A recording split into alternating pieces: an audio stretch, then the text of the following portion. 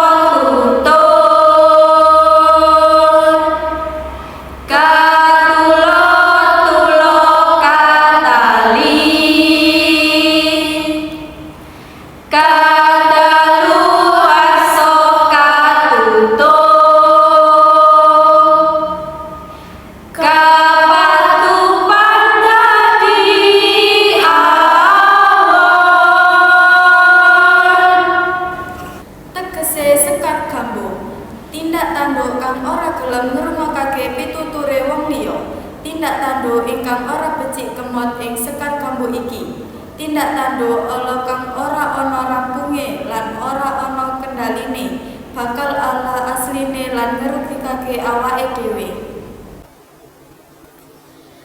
Makna Sekar Gambo. Sekar Gambo inggih punika salah setunggal sekar macapat ingkang gadhah makna pasedharakan, kecocokan, lan kebijaksanaan. Lebet nglampahaken gesang, sekar puniki berfungsi dados pitutur luhur kangge muncalaken kerukunan, toleransi, saha ngendani lampahan, sombong lan gegabah.